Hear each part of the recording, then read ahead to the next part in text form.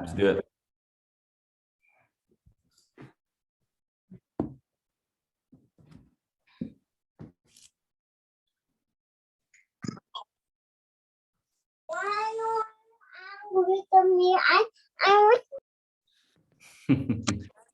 What's going on, everyone?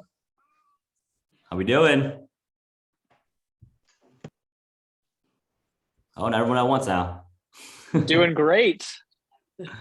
Taylor, thank you. What's up, man? Oh, just at home, getting ready to listen to your wisdom. Awesome, man. Well, we're looking forward to it. Hopefully, we'll be able to drop some wisdom that you can take on for the rest of your life, man. We're just waiting for a couple more people to join, and then we'll get started. I see Shawnee. What's up, dude? What's up? What's up? Good to see you guys. Team captain. He took what's his name place, but wasn't impressed. I think I met a lot of you guys. What was that, Shoni, like 4 weeks ago at this point? Yeah. Yeah. Yeah, so good to see all your guys' faces again, and hopefully, you guys will get some stuff out of this session tonight. Yeah, and I know we've got some people jumping on, and I'll kind of just share, Calvin, if that's okay, and then we'll kick off. Just some perspective. I want to take you guys back 5-6 years now, and I was in a place where I was picking up my first investment property. And I'll share this idea that Tony Robbins often talks about. And I'll share it with a little bit of a twist. And he talks about how, most people end up underestimating, they overestimate what they can do in 1 year, and they severely underestimate what they can do in a lifetime. And what I want to say is that I kind of want to shift that and say that most people, when it comes to investing, end up overestimating what they can do maybe in 1 year and underestimating what the power of real estate investing can do for you in a 5-year period. And I think that if I look at my journey over the last 5 years, I did not have any idea that real estate would have such a massive impact on my wealth building journey as it has. And what I want to say as well is that everybody can win in this game. It is not something where it's just one person wins the board game of Monopoly, and in real estate investing, it's so different. And so I'm so excited to have Calvin and Jennie share some wisdom and some of those others on here because we have really a proven model where you can get invested and start building wealth through real estate just by knowing the basics, knowing the simple strategies that work time and time again. So thank you guys for showing up. Thank you for playing full out, Jennie and Calvin, and sharing your guys' wisdom. And I think we've got a good group we can start with and then have some people trickle in as they come. Yeah, Shoni, appreciate the introduction there and the kind of words. And, I just want to first off just say and honor every single one of you guys for even just spending this time right now. It's Wednesday night. I'm sure there's a lot of things that we could be doing instead, hanging out with our kids, watching Netflix, doing something else. But you guys are here right now because, obviously you guys know and feel that this is important for you guys. I know all of you guys are high achieving real estate agents in general, but there's more to that, right? There's more to just being a high achieving real estate agent. It's also creating wealth, right? Not just wealth in terms of money, but wealth in terms of our time and energy that we can eventually give back to the people we love, right? So Jennie and I, we're excited to be able to hopefully drop some knowledge bombs on you guys and get you guys started, if not already, on some of your real estate journey. So with that being said, let me get this kicked off. So let me know when you guys can see my screen. That work for everyone? Hey, and Calvin, really quick, just best practices for us to get the most out of this. If you're in a place where you can turn your video on, I highly encourage it. Even if you're doing laundry or doing stuff in the background, throw your camera on if you can, and that way we can get the most out of this experience together. Absolutely, absolutely. And we're gonna make this interactive, guys. We're gonna ask for participation. We're gonna ask for some emojis as well. So should be a fun session tonight. But really quick introductions. I don't know, Jennie, I'll let you kind of kick it off with some quick intros for anyone who doesn't know who we are. Wow. Okay, cool. And what's the address? Oh. Hello, I'm Jennie Locke. Right now. Oh, sorry. Just doing some offers as well too. But new Shoni, met him a a few years ago now in Treasure Island in San Francisco. Had a great talk with him in Costa Rica. So just some background on me. I came from a corporate tech background before working in real estate, and I was just grinding and trying to negotiate income to be like just increase my income or my base salary like $3,000 a year. And I was just like, I'm over this, and decided to pivot and get into real estate. But before that, I bought my first house hacked, and then bought an out-of-state investment property out in Huntsville, and decided to become a full-time real estate agent, and was awarded 30 under 30 for Realtors, National Association of Realtors magazine, and then sold 100, now close to 300 homes. So we have to update that. And we have built $20,000 of passive income with Calvin in the last 5.5 years. And we've been educating people all around the country on how to do the same. So buying single family, BRRRR, short-term rentals, and apartment complexes. And then I run a team in the San Francisco Bay Area. So I have a team of 11 women who are here helping people buy and house hack here, and also educating them on how to buy out of state too. So a lot of my team members are real estate investors themselves and not just real estate agents. Awesome, guys. And yeah, my greatest accomplishment is that, I just got to marry Jennie. That's it. That's about it. Toughest negotiation of my life, but we got it done. We got through escrow, we got through due diligence, and deals closed. But but in all seriousness, so I actually met Jennie at our corporate job right after college, right? We got into tech at a company called Oracle, and met her. And really, I was always taught as a kid that was what success looks like, right? Is working a 9 to 5 at a corporate job, and climb that corporate ladder until you're 65 and you have 2.5 kids, a white picket fence, and a golden retriever if you're lucky. And so that's what I always strived for was that. But when I got there, I felt unfulfilled. I felt like there was more to life than just having a title and kind of climbing the corporate ladder. And that's how we got into real estate. And like Jennie said, it was a journey for sure. It's not all sunshines and butterflies, absolutely not. But we learned a lot along the way. But I think what's really cool about real estate in general is that it's not just about the cash flow. I don't like having these presentations to talk about operating expenditures and gutters and toilets and stuff like that. But it's really about all the people that you meet along the way, right? Because you get to do this with the people that you love. You get to have fun with doing real estate along the journey. And at the end of the day, it's just a vehicle to be able to do the things that you want to do with who you want, and to make an impact on others. Right. So that's, as we go through the presentation of how to actually find real estate and invest in real estate, I want everyone to just remember that sentiment, because we forget why we're doing all this stuff. It gets lost in translation. So a real disclaimer real quick, right? For our legal team, this is for educational purposes only. So make sure that you don't sue us. All right, cool, awesome. We'll move on. So here's what we're gonna learn in class today, right? So, we're gonna focus on really 7 steps that really anyone can do, right? These are the same 7 steps that we've done and taken to get over 150 doors, to generate more than 20K passive income a month, that we're gonna share with you guys on a super high level, so that you guys can implement it in your own lives as well.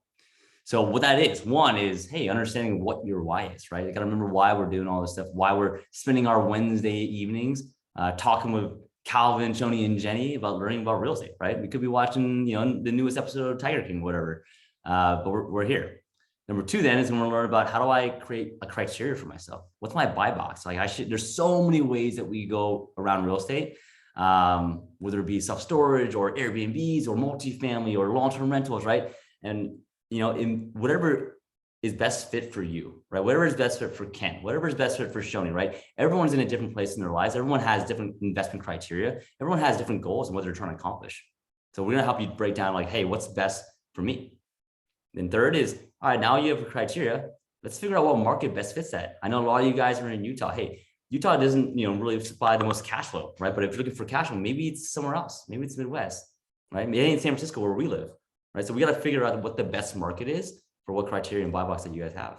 And then once you have that market, let's build out your team, right? Just like a lot of investors work with you guys as agents, they're building out their team. Hey, I have an agent in Utah that I work with so that we can ensure that we can get the best deal that's best fit for me, right? So we're going to talk about what that team actually looks like beyond just your real estate agent, and how you can build that. Then 5, we're going to analyze the deal, right? We're going to show you how to analyze the deal and what that looks like so that you guys can go do that your own. And then number 6 is negotiations and offers, which I'm sure you guys are really good at. But on the investment side of things, which is a totally different ballgame, I want to ensure that you guys have the right tools in your tool belt. And then last is evaluating and tracking the portfolio. All right, guys. So Jennie, do you want to go through some of the house rules that we have today? So we want to make it fun today, and we're here to learn and grow with each other and ultimately ask questions. And we would love for you to be present and be on camera, just seeing your names, unless you're driving, but we would love to just put faces to names and make this more fun. So, and then type in any questions that you have in the chat. We'll aim to answer them as they go, but we'll also have a Q&A in the end to answer all the questions as well too. Awesome. And, if you guys didn't know this about Zoom, there's a little emoji thing too. So if things like resonate hard with you guys, or like, man, like I really understand it, or I don't understand it, don't be afraid to throw a little emoji out there, right? It lets us know that you guys are paying attention and we're not talking to a brick wall. Yeah, talking to you, Angie. I see you. All right. So started out, step numero uno is understanding what your why is. Right? Why is this important for you? What is really your true potential in life? What's your purpose? What do you want to be remembered for? Because, you're not going to be on your deathbed and say, man, I wish I bought 20 more units, right? Usually you're on your deathbed saying, hey, like, I wish I made a bigger impact. I wish I left this world in a better place. I wish I, spent more time with my family, right? So understanding your reasoning of purpose of why you even want financial freedom, right? Is it generational wealth? Is it the freedom of time to go focus on giving back? Is it, one of my students actually said this that really hit me hard was, he's like, hey, I just want to be able, my son asked me the other day, he's like, hey, Dad, can you drive me to school? And he's like, I can't, like, I gotta go to work. Right. And he, and that was like, well, holy crap. Like, that's what he's doing this for. Right. So that he can go ahead and say, yeah, absolutely, son, happy to drive you to work or school. I don't have anything that I have to do that's more important than you. Right. So we all start at why, because this is just a vehicle, guys. A vehicle just like money, a vehicle just like stocks, a vehicle, just like real estate, right? To be able to, buy back your time and energy, do what you want to do, right? I had a student that, her why, her purpose was not to get rich on real estate, but it was to help retire her mom. She had a single unemployed mom that raised her as a kid. And so she ended up buying a duplex in Atlanta, not to get rich, even though it was a good investment, but to move her mom from this New York tiny apartment and move her into one side of the duplex. And the other tenant was paying off the whole mortgage, thus retiring her mom, right? And then giving her mom purpose. Now she's managing the property. Now she wants to expand out more in Atlanta and have her mom actually be her property manager on those properties, like giving her more purpose and being a vehicle to be able to spend time together as well. So that's really what I want to get home to you guys is, hey guys, it's not just about the dollars, the quote unquote mailbox money. It's not really mailbox money anymore. It's more like electronic money, but you know what I'm talking about. So yeah, so I want you guys to think about that for yourselves. Like, why are we here tonight? Why are we spending the time? And now, Jen, if you want to kind of give your example, because I always know this is very strong. So for me, my big why has been my parents all along. So my parents are immigrants. They came out here in the 80s, in their early 20s, not knowing how to speak English. And they met here in America, but they were had me and my brother, and they worked very, very long days. They basically work in a sweatshop clothing factory. So working 14-hour days, 7 days a week. I remember I wouldn't even eat dinner until like 11:30 p.m. sometimes because my parents were just working, trying to put food on the table. And for them, like, I see how much they've been working and want to really give back to them. So my big why through these past years, from building my real estate portfolio, building my real estate team, and helping clients, was to really help them be able to retire sooner and be able to see the world.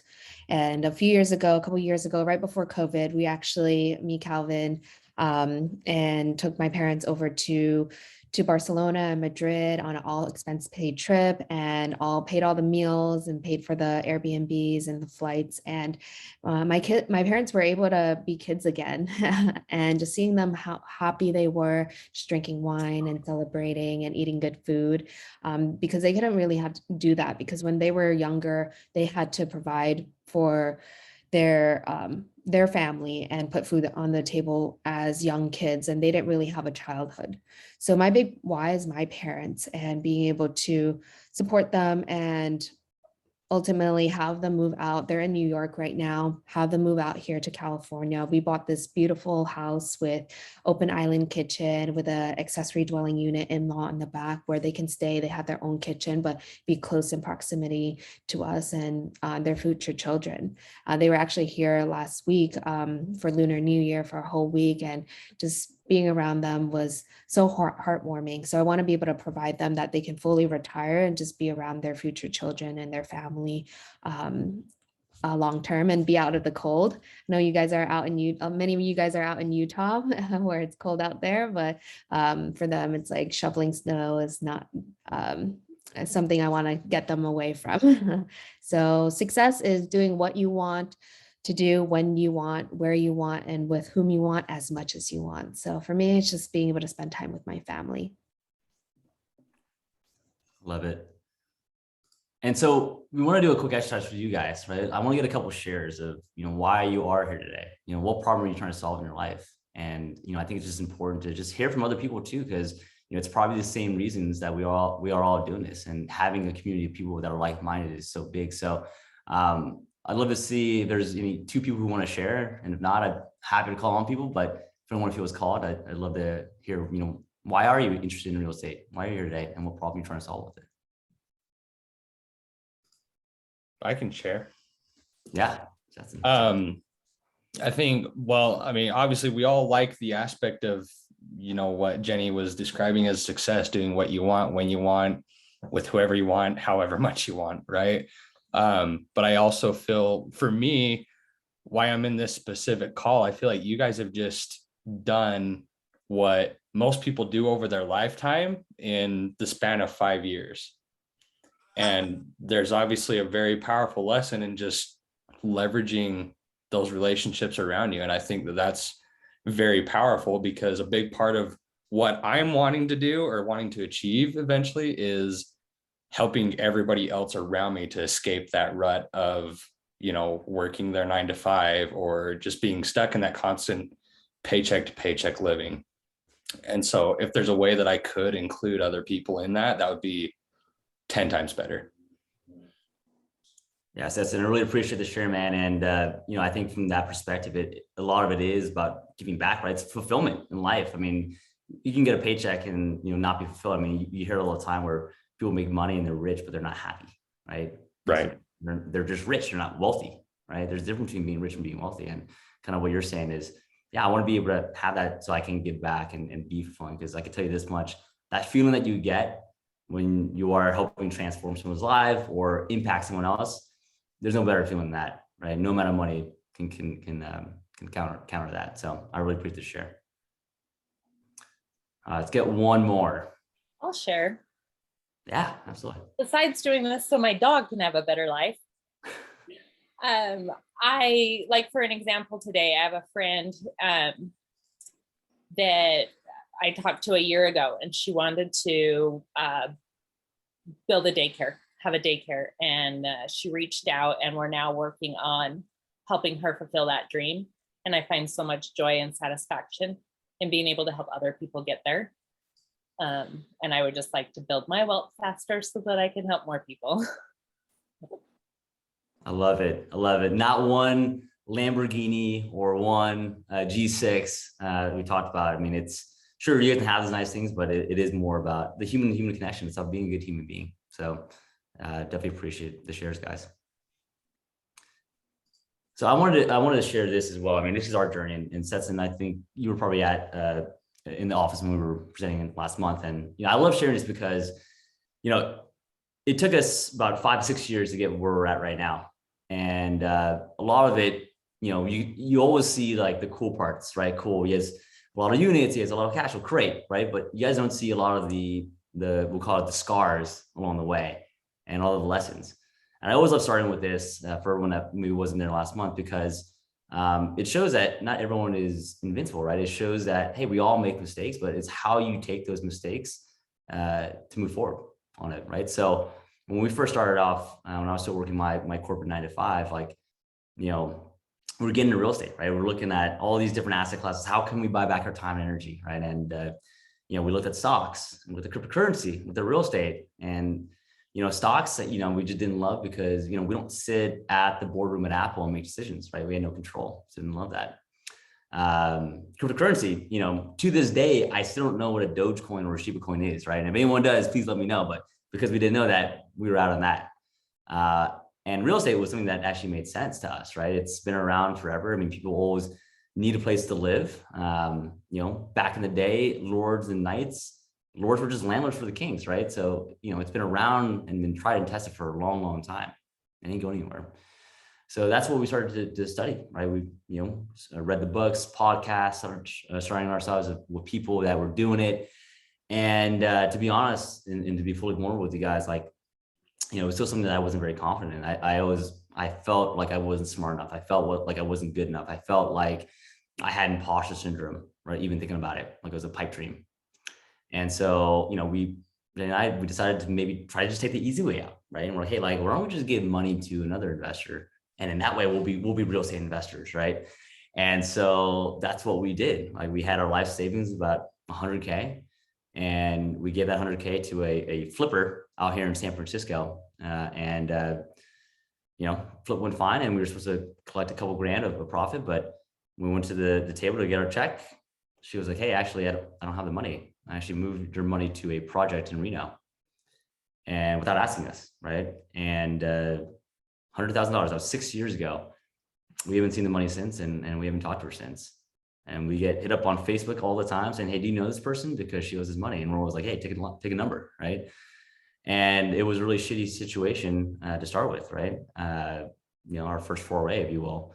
And really, we could have taken it two ways, right? One was, man, like, this sucks. Real estate sucks. Like, there are a lot of sharks out here, and we never want to do this again. And we'll just work our 9 to 5 in tech and you know, be safe and secure. Or two, which is what we ended up doing. And I'm so grateful sitting here 6 years later saying this, but we did say it was, man, this situation sucks, but what are the learning lessons here, right? What are the learning lessons that we never will make ever again? And that's what we took it as, right? It's perspective. You know, two people can take the same situation in two different ways. And we decided to take the latter. And so, you know, we were able to rebound enough. And our first deal, my first deal was in Dallas. Jennie was in Huntsville, right? And we always have an argument about, you know, who bought their first investment property first. I think I did, but, you know, whatever, we'll chalk it up to it was close.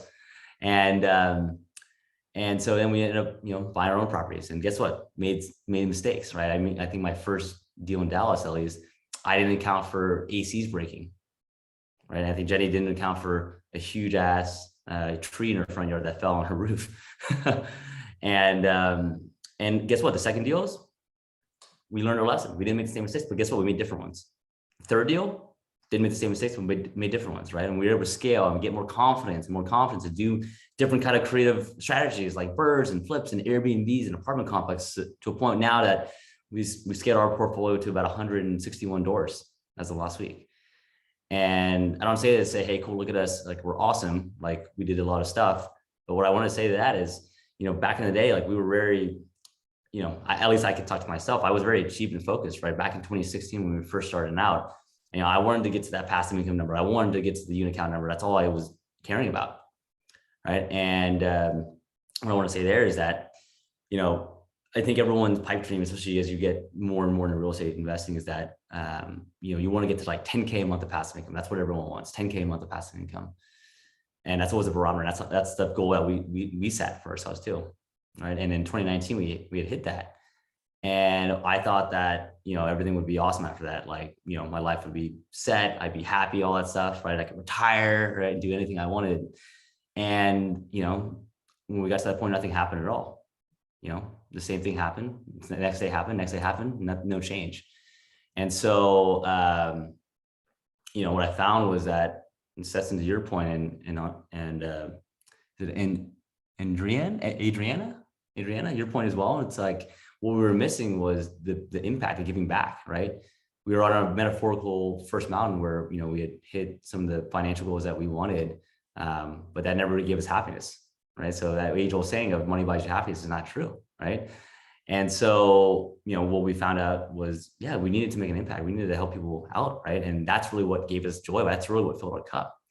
And, you know, that's what we do now, right? That's why we do these webinars. That's why we have our coaching community, right? Is because that really does give us joy. And, you know, Adrian, to your point too, it's, hey, helping my friend, you know, start her business and accomplish her dreams. Like, you probably know, like, no better feeling in the world than that. So yeah, that's our journey. And again, like, I want to share you, it's 6 years. Maybe it's fast, maybe it's not, but man, there was a lot of mistakes along the way, right? So I want you guys to learn from that too. All right, guys. So we talked about our why, right? So for the next hour here, we're going to be talking about the criteria, the market, the team, the analysis, offers, and actually evaluating a portfolio. And, you know, we're going to share as much as we can today. Some of you guys are going to take this information and roll up your sleeves and just absolutely run with it. It's going to make a huge impact in your business and your life. It's going to change your life. And some of you guys are going to want some additional support and help, right? So that you guys can pour gasoline on the fire and just go. So, you know, don't worry, before we wrap up today, I promise that I'm going to share with you guys ways that you guys can get additional support from us, right? So, so that you guys can take that next step and really take some massive action. So step 2 then, let's define our criteria, right? So again, a criteria in our mind could be anything from a specific type of property, a location, a price point that you're looking to acquire. I know, I mean, I think I'm talking to most agents here, right? I'm sure you guys have gotten, you know, clients that have called you up and said, hey, you know, Jake, you know, I want to buy a really good deal, pass me your best deal, right? And it's not very specific at all, right? But if someone came to you and said, hey, Jake, I want to buy in the Harriman area in a Class B neighborhood around, you know, 3-bedroom, 2-bath, that can rent out for, you know, $2,500 a month. Like, hey, you're going to know exactly what you're looking for, right? For that person, and say, hey, that's exactly for, you know, Jake over there. Like, that's exactly what he wanted. So I always say that without a destination, a map is useless, right? So have a destination so that you can reverse engineer back and have focus about what you're actually aiming for. And as you go to the criteria, like, I want you guys to be specific. What type of property, where, what price point, how much renovation are you willing to do? And what type of returns are you seeking? Because if you don't ask, you're not going to get. People are blind looking for things for you. And you guys know this as agents as well. I think a big part of this too is building criteria is that everyone here is in a different place in their life, right? They have different goals. You guys are in different financial situations. You have different risk tolerances, and you have different lifestyles that you want to live. I had a student the other day that, hey, she lives in New York. She makes a really good W-2 income. And she's like, you know, I don't want to do a lot of work. I don't want to have to manage like a contractor from you know, 5,000 miles away. So, hey, for her, like, we were recommending, hey, let's go into Class B neighborhoods that are, you know, 2000 vintage or newer, so that it's more turnkey for you. But then I had another student that, hey, he doesn't spend a lot of time on his W-2, right? And he has more time to spend. He wants to be more aggressive with his investment criteria. So we're having him do a bunch of these projects where, you know, he's going to basically go out and manage contractors from abroad, right? And do it that way. So again, in understanding what your own lifestyle is, because at the end of the day, we want this to be fun, right? So if it's not fun, it's not worth the time investment to do it. So make sure it's fun, make sure that's something up your scope in your lifestyle and can accomplish your goals as well. And so, you know, as I look at an example here, I mean, 2 different people asking for an investment property. Hey, someone like Jack here might say, hey, I'm looking for a good deal in a good area. Okay, great. Like, that's very broad still. But someone like Aurora here, hey, I'm looking for a duplex with at least 2 bedrooms, 1 bath in the Windcrest neighborhood for up to $250K that I can close to the 1% rule, which is 2%, $2,000 a month in rent. Yeah, you're taking control of the situation, right? Of saying, hey, this is exactly what I want. And you should know exactly what I want, because that's going to get me to my goal, versus just letting things come to you, right? Take control of the situation, take control of your life. So define your criteria. That's the first way that you're going to be able to to kind of take the next steps is understanding what you're actually looking for and what best fits for you. That's step 2. Step 3 is then identifying. Can I double tap on that really quick? Yeah. I think something that's so important in that criteria phase is for you to get clear about, are you looking for cash flow or are you looking for appreciation? Because those are 2 different markets completely. Kind of like Calvin pointed out, here in Utah, it is not a cash flow heavy state because of the type of market. Whereas it is a massive wealth building state when it comes to appreciation, obviously over the last couple of years. And so you have to get clear about what is your focus, and it depends on the season of life where you're at. You might be more cash flow focused, or you might be more appreciation focused, where you're looking for the long-term play. And so just be mindful of that, as well as what kind of inventory do you need to support that financial goal that you personally have. Yeah, and Tony, I'm glad you kind of added that too, and I want to piggyback off that too. Is like even just understanding what your goals are in the next 3 to 5 years, right? You understand your why, but in 3 to 5 years, like where are you trying to be? Are you trying to be retired? Are you trying to supplement your income? Are you trying to pay for your kids' college tuition, right? So like if you're next 5 years, you want to get to 10K a month of passive income. Well, how are you going to get there, right? Is it going to be the cash for appreciation that Shoni mentioned? And it could be a combination of both, but just understand like what that is. And I think a lot of that is too, is just your risk tolerance on that, right? Because markets fluctuate up and down, right? So, how fast do I need to get there? You'll have to start planning that out. And then when you start to reverse engineer that, I always look at 5 years, right? 3 to 5 years is kind of the enough in the distance where it's a good goal, but it's not too far where you can't see. 10 years is too far, right? 10 years is like, wow, I don't even know what's going to happen in 10 years. Like, I don't even remember what I had for breakfast this morning, kind of thing, right? So, 3 to 5 years is always a good barometer of like, all right, where do I want to be?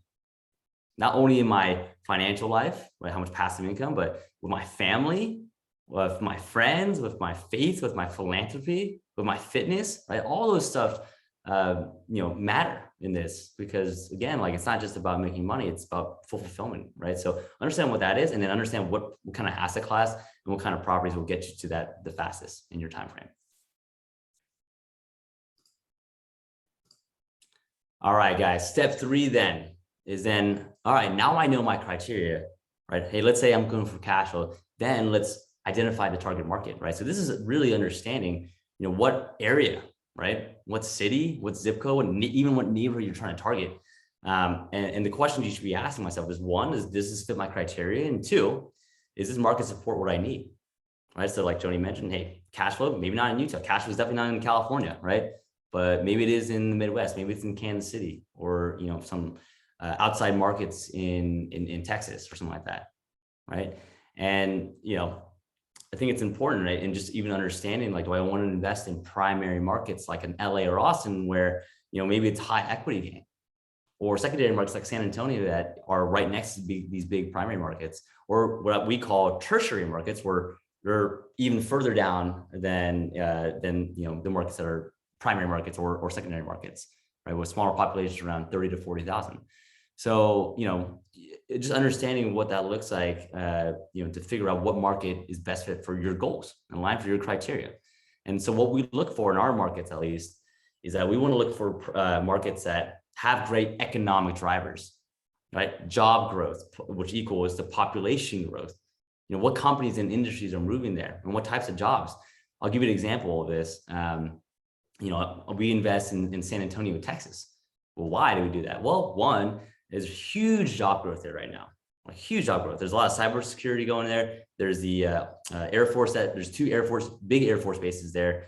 They have obviously insurance there as well. They have oil there, of course.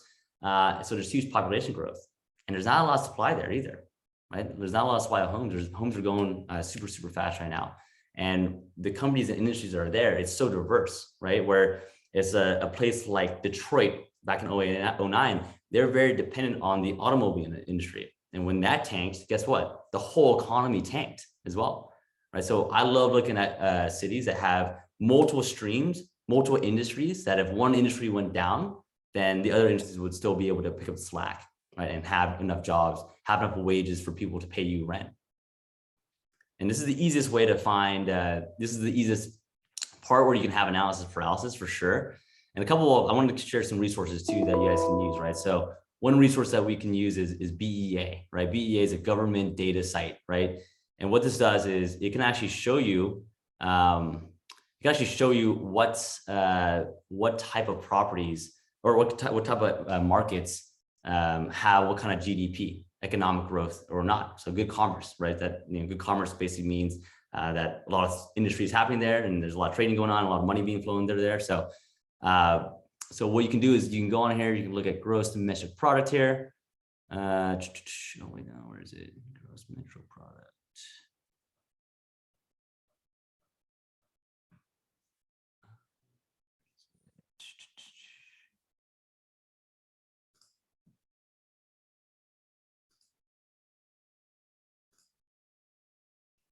Industry topic. Oh, there it is. Gross metro product here. All right, and then basically go in here and then look up by state, like where do you want to go and actually like see the data here, right? So the data by MSA, right? You can see.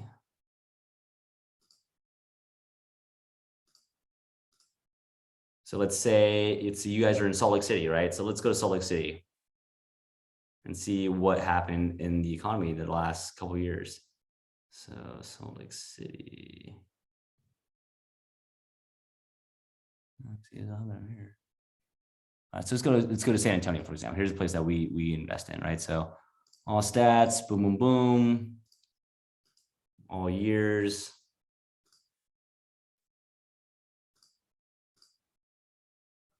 Oh. Cool. So you can see here that the economy here has just been solid, right? Over the last like couple years, right? Even 08, 09, like maybe a little bit of dip here, right? But still like strong economic things right there, right? Where for the most part, you look at somewhere like Detroit, where in 08, 09, the economy tanked, they went down to like down here, right? But here you can see at least a little bit of stability in terms of, you know, they were at 85 to 83, which is not a crazy amount of commerce stopping. So what that shows is it shows a stronger economy at that point. And it shows that, hey, like even in the downturn, even in the bad times, the economy is okay, right? Versus, you know, most cities you can look at, and obviously during the good times, you can always see this, right? You can always see that upward tick. In the last 10 years, every economy has been going up, right? Just because it has been with inflation and all that stuff. But in that 08, 09 period, yeah, I mean, things went down a lot, but you know, how bad did it get? And if it's a market for you guys that went down a lot, then that would scare me a little bit. Like, how they fixed and corrected the things that made that economy tank in the beginning. You know, Detroit, you know, they're doing better, right? They start to get more industry there, but it still scares me a lot because, you know, are they still dependent on cars? They are, right? But somewhere like San Antonio, yeah, they have enough around them, right? Where, hey, if cybersecurity goes down, for example, then they still have a huge Air Force military base, 2 of them that can support the ransomware area. So that's one place that you look at. Another place you can look at is bestplaces.net, right? So, you know, you can look in San Antonio here, right? And say, cool, let's look at, you know, what's going on here. Okay, cool. Well, 13.3% population growth. You see the median home income, the median home price, the unemployment rate, right? So it gives you just high level economic metrics here that you can plug in and say, all right, this is a good market and this is why, and this is a bad market and this is why.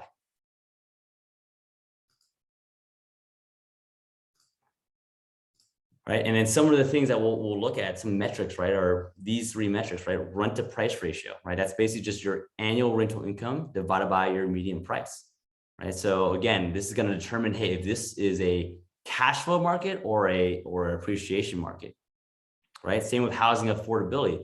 This is going to show, and what that is basically your median home price divided by the median annual income. Is this going to show is how affordable is my market right now?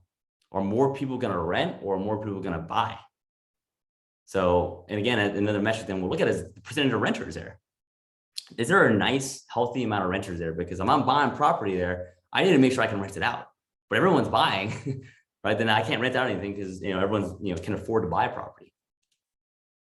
So, for example, in San Francisco, the housing affordability index is terrible because houses here are super expensive. And even though wages are higher, they're not high enough for actually buying a house. I had many people here in the Bay Area say, man, can I even afford to buy a house here? We're not. And so just look at that metric, because that's going to determine, hey, is this more of a renter's market or more people buying here? So that's our target market. So now we've identified our target market based off of data, right? So to make data-driven decisions and off of the criteria that we have, right? So the criteria that we have, hey, I need to buy cash flowing assets. Okay, now I have the market to fit. Maybe it's San Antonio, maybe it's Kansas City, Missouri, whatever it is, right? And then once you have your market, then you need to build out your team, right? If you know me long enough, you know, this is something I want to get tattooed in my body, but Jennie won't let me. If you want to go fast, you go alone. But if you want to go far, you go together, right? So why is this important? Well, it's important because real estate isn't tennis. It isn't golf. It's basketball. It's football, right? It's a team sport. You need the people around you to support your system, to be able to fill in the gaps that you may not have. Maybe it's something like local knowledge.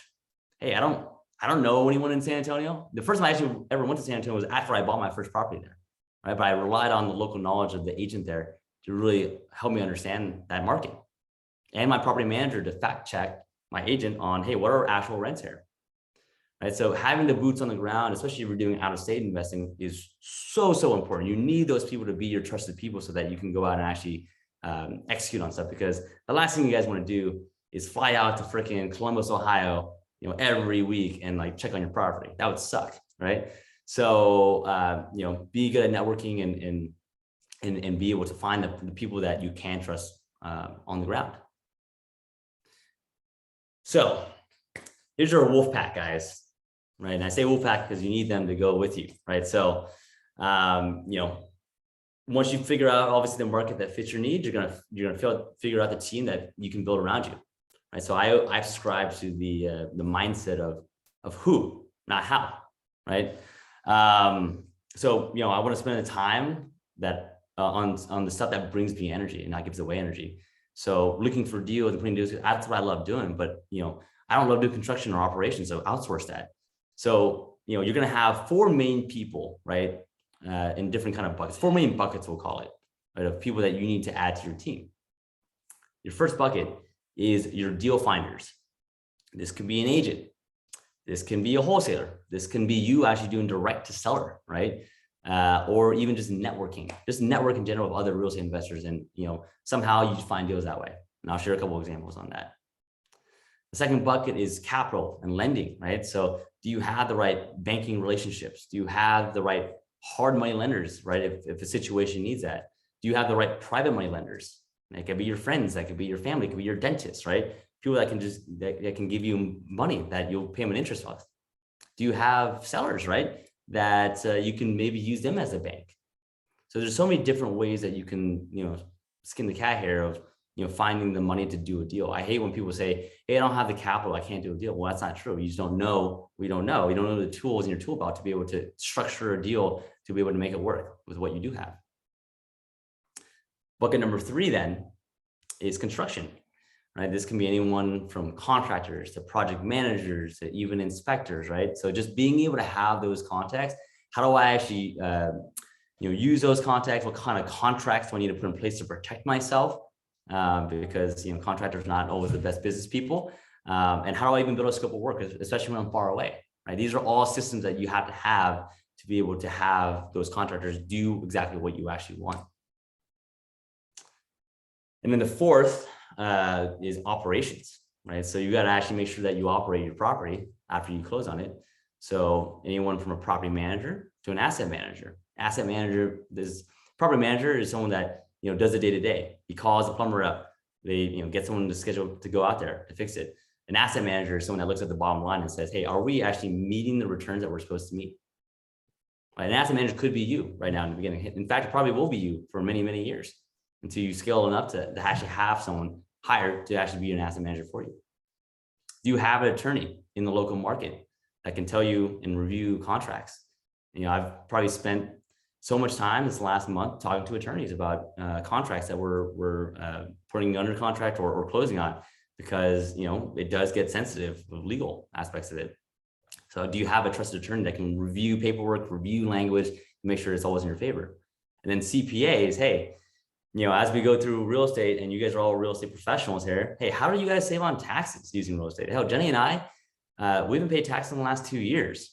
Why? Well, because we use real estate and we depreciate the crap out of that.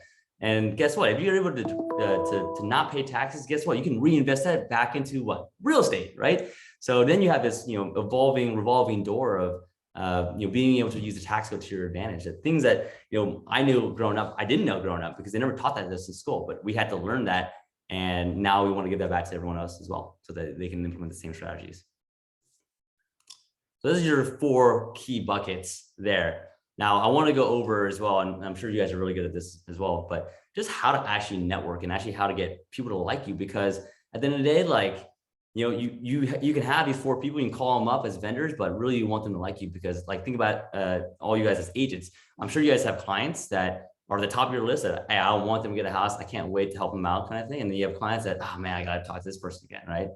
And so, I always subscribe to the book, How to Win Friends and Influence People, because if you can get yourself up on that list, you're going to get better deals. You're going to get better rates. You're going to be able to work with them better, right? In general. So Jennie, I don't know if you want to go over, I guess, how to win friends, influence people, just the aspect, the art, I guess, if you will, of networking. Yeah, this is a great book by Dale Carnegie, and definitely love to revisit it at least every single year. So first thing is, people love their own names, right, Christina? See, it's like, hey, people like to smile, and like when you hear your name, you're like, hey, good to see you, Christina. And then every single person has something to teach you. So just when you're meeting with someone, figure out, okay, what is that gift that they have? And what can they teach you? And just being open to receiving. People love sharing and all that, and just being a great listener versus always talking about yourself. People who always talk about themselves, they're not, they're probably one of the friends you want to avoid, because it's just like, this person again. And just encourage them to share about their stories, make them feel important. And people love that. It's like, oh, tell me a little more about your background there, and it's like your home, and Shoni and like Julie, like tell me a little more about like the house that you're building for your family. Like tell me about Ford, and like we'll dive into that, what Ford means, but just be authentic, be genuine curiosity, and just making them feel important. Even try this one day. It's like when you're like somewhere getting food and just saying like, what's your name? And say, oh, great. Thank you so much, Stetson, for this. And like, how's your day going? They're probably going to give you some extra food and like extra servings at the buffet. And praise and appreciate people. This will overall lower their defenses and just give them thank you. And some of the things I love is just like figuring out like when you're working styles, like what is their love language? Do they like affirmations? Do they like gifts? Do they like quality time? Like, and just overall smile. And a smile is very infectious. And what we always say, it's smile and dial, making those calls, and people can hear that over the phone, even if they can't see you. So just overall smile through your mask and all that. People can see it in your eyes, and how genuine you are. Yeah, thanks, Jennie. Right, Riley? I want to hit on that because it's so important too. Is like going back on the last slide. I think this is a mistake that I made, and so I just really want to hit home how important your team is. I jumped too quick into buying out-of-state properties. I bought 4 single-family homes as a bundle in Birmingham, Alabama, and I did not do this route. I said, let's go ahead and lock these up and then figure things out down the road. And it was a nightmare. It was a decent return on my investment, but it was terrible for my time, because I had to go through the eviction process with one of the tenants, and I didn't have a property manager in place. I didn't have my lawyer in place. I had to put those things together, but it sucked so much of my time. And so I think if nothing more, taking these 2 principles together, make sure you have your team, but then also how to win friends and influence people. There's this saying that your network determines your net worth. And so building relationships, the lawyer that I ended up picking up, because I built such great rapport, I didn't go to Alabama during this process, but he ended up doing a lot of stuff pro bono, did a lot of stuff for free, just because of the relationship that I'd built with that person. Never met him. And so it's just so important to have that core 4 in place as you make those moves. And so building those relationships is super valuable. Yeah, I love that, Shoni. And I think to add on to that too, it's, you build the relationships, but then you interview them too, right? Because hey, I got great rapport with the crappiest property manager out there, right? But you want to have great rapport with the best property manager out there, and even having the systems to know, how do we even determine that? Like, what do I ask these people? And I know I always tell my students too, like even on, like, for example, on the property management side, since we're talking about them, it's like, a question I always have them ask is, hey, ask them, if a tenant calls you up in the middle of the night and says, hey, my toilet's broken, what do you guys say? Right? And most 99% of property managers will say this: perfect, no worries. We have a vendor, a plumber vendor that we call all the time, and we'll send them out there. It'll be in the next hour, no problem, right? And actually, I think that's a C- answer, right? Why? It's because I don't want them to just send someone out there in the middle of the night, because you know how much a plumber costs in the middle of the night? They're expensive, like $600, right? What I want them to actually say is, hey, tenant, can you actually try doing these 3 things first before I call a plumber? Like, can you actually snake it?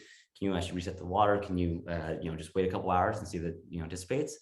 Because what that does and what that shows me is that, one is they're actually looking out for my bottom line. They're actually looking out for me, because the easy way out is for a property manager to say, oh yeah, we'll just call a plumber and the owner will pay for it. No worries. I don't want that. I remember when I was a tenant, when I was in college, we would call the freaking property manager all the time, like, hey, our garbage disposal isn't working. And I remember this vividly one time. They sent someone over, a maintenance guy, and he came in and he walked over to our sink and he picked up a glass. The glass was stuck in the garbage disposal. It was just perfectly in the sink. And man, we felt like idiots, right? But we didn't have to pay him for anything, and the owner did. And I'm sure they were pissed off because they just paid for that guy to drive out all this time and pick up a cup out of a sink, right? So look out for your bottom line and find the people. And ask the right questions to find people that, hey, are you guys looking out for my best interest and what I'm actually trying to accomplish? Right. And to Jennie's point too, I think the 4-way, such an easy way. There's introverts, there's extroverts, right? And, anytime I go into a networking conference or an event, right? Like, I'm always asking, if I ever feel lost, I just go revert back to the Ford method, right? And what the Ford method is just ask them about their family. Ask them about their occupation, ask them about their recreation, ask them about their dreams, right? Because then you're getting deeper, right? You're getting in a deeper level of conversation with them versus, hey, the weather is great out here, great. Hey, cool. Yeah, it's pretty cold. Hey, stocks are going up and down, great. But really, you get to this, you start to get to know them better. You feel more connected with them. And then listen, right? Listen to their answers. And then you can repeat that back to them so that they know that you're being genuinely authentic with them. And, I want people to know this. I want to know this about other people, because then you're able to help and understand, like, well, how can I help them in their lives? And my mindset on this is, you never know where you're going to find the next deal. You never know who's going to give you that golden nugget, right? I was at a conference a couple of months ago, and the best piece of information I got from him was I was actually waiting in the men's room and in line. The guy was, you basically just like, we're just chatting up, and he gave me this golden nugget of advice, right? And I was like, wow, like, can't believe that, I met someone in the bathroom who actually gave me the advice, not someone that was one of the speakers. And I always go into the mindset of give value without any expectation of return, right? Because when you do that, you're genuinely coming in with curiosity. You're genuinely going in with, I really do want to help you, right? And I want to give you this first case study that we're going to talk about tonight. Was we founded our first 12 unit, our first apartment complex by using this technique of Ford. Me and Jennie were at a conference in Oakland, not 4 years ago now, and we're waiting in between sessions, and we kind of start making weird, awkward eye contact with this other couple, right? And we're like, oh, okay, well, maybe we should go talk to them, right? Kind of like at a bar when you're dating, like, oh, should I go talk to her, right? Same thing with a couple, like, hey, we're just go talk to them in network, right? So we go and talk with them, and we understand their Ford, right? I know it was they're good friends of ours now, but at the time we were just meeting them. He was from Brazil, she's from Berkeley. They met actually at Cal Berkeley. They're both running together, and they're both on the running team. And he's writing a book, and so we just got to get to know them better. Right? And in the next event, actually, we saw them again. And they're like, hey, let's go grab some lunch. And we had lunch with them, and got to know them even deeper. Knew about their kids. Knew that he was a general contractor in Oakland, right? And we knew that he wanted to buy a jet one day, right? And again, no expectations of anything in return. We were just genuinely curious about them and their lives. And we had dinner with them again, maybe a couple months later, and their dreams were to scale, right? Some of their dreams were like, hey, we want to scale even bigger, right, than these 12 units. And I remember at the time, I was like, wow, 12 units is so much. That's crazy. I want to get to that one day. And they're like, yeah, we want to get bigger. And I was like, wow, that's so cool. And we're like, and I remember this so vividly. We're at dinner and Jenny's like, cool, we'll buy them. Mhm. And I always remember like believing in manifestation. Shoni actually bought me a manifestation candle, but it's like when you speak things to existence and visualize it and like, hey, we're going to be owning these units, because more than 10 was very scary for us at that time when we only had a couple under our belts. It's like, wow, 12 units, but I was just like, we'll buy it. Like this, like, and I would just keep saying it consistently, like, those will be our homes, those will be our homes. And then eventually, like, they sold it to us one at a time, and we own all 12 now. Yeah. And so, yeah, I can't even tell you how many times that we've been in a situation like this and something like this happens, right? Where you're genuinely having a conversation with nothing in return. And all of a sudden, like, boom, there's a deal, or boom, there's a golden nugget. We have one of our students, one of my favorite stories is, he had his loan declined the week before closing. So he was like, crap, I'm screwed. Like, I'm going to lose my EMD. I'm going to lose my appraisal money. I'm going to lose all the survey stuff and all my time. And he was freaking out. And I was like, hey man, why don't you just reach out to your network, your community, our community, right? And he did. And 48 hours, someone wired him 140K to close the deal. And I asked her after, I was like, hey, why did you wire him the money? And she was like, well, one, he's always there to congratulate me on anything. Second, he's always there to help as a resource. Even if he doesn't know the answer, he always tries to connect me. And third, I just really like the guy. And I really wanted him to succeed, right? So you never know who's gonna be that person. It could be someone on this call tonight. It could be on the box right below you, right? Like, that could be the person that finds you the next deal or bails you out of a situation, right? So we always come in with this mindset of, in your team building, not only with your core four, but your network in general, you never know who's gonna be that person that's gonna find you that deal next. So as we go through this case study, I want to make sure that we review this so that you guys know, from soup to nuts, hey, how do we find this deal? How do we finance it? What are the numbers, right? So, this one came from the networking, right? It came from us just making weird, awkward eye contact with another couple, right? And, this ended up being 12 units. The capital on this one, well, originally we went with Wells Fargo, we went with a big bank and got it financed that way. We actually refinanced this recently. And, we live in the Bay Area, much like Utah, it's very expensive. And we bought our primary here a couple of years ago. So our debt to income was pretty tight. And I worked with a regional local bank there that was able to be very flexible on what they counted as rental income for us, right? So, so we were able to make it work where most other banks were rejecting me at that point. So, just being able to have the local contact, not just the bank that you guys use all your time for your transactions in Utah, but hey, if you guys are going to be buying out of state, hey, do I have a local bank out there that will be flexible with me? The construction on this, we had a local contractor on this one that helped us turn the units, right? To make them more modern like this, but I'll get into the construction side a little bit later. And then 4 is operations. Yeah, we had a property manager. And in the beginning of these, mistake that I learned here was I self-managed these puppies in the beginning. And oh my God, I wholly hope that no one has to ever do that. I don't recommend it, but if you guys need to learn by doing, hey, I'd try it out, but it's a big mistake, one of the biggest mistakes in my life. And, I think, to me, the breaking point was, when tenants just call you up and say, hey, Calvin, hey, the hallway smells like dog. Can you send someone over there at like 8 p.m. at night? And it's like, I should not be taking these calls. My time per hour worth is way more than this. So found a property manager and, they've crushed it since then, right? They've been able to outsource all that to them. And, one thing that I love about our property manager now there is that, we have a strategy. I have a strategy with them and they implement it. They just take action, right? I am the asset manager at that point and they're the property manager, right? And that way I can tell them, hey, this is what we need to do. We need to make sure that we get these units up to market by renovating the units and we can turn them, right? Because right now we're not getting enough, we're not getting close to market rent. Right? And one of my favorite stories on this is that on these properties, at least, we did an evaluation with my property manager. And what we found was when we took over control was the previous owners, our friends, like they were paying so much for water and they didn't even realize it. And so we did that evaluation with my property manager and I said, hey, what we need to do is actually, we need to install low flow toilets. And I always looked on this word because I never thought I'd be so passionate about toilets in my life. But 1980s toilets, they do like 3 gallons per flush. That's a lot of freaking water per flush. And these new toilets, they're like 0.5 gallons a flush.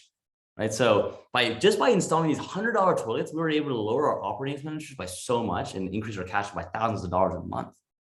We also installed LED lights because our electricity was high too, and that lowered a lot of costs on the electricity. So you never think about these things until you do it, right? And having a good property manager there to implement and execute the plan too is huge.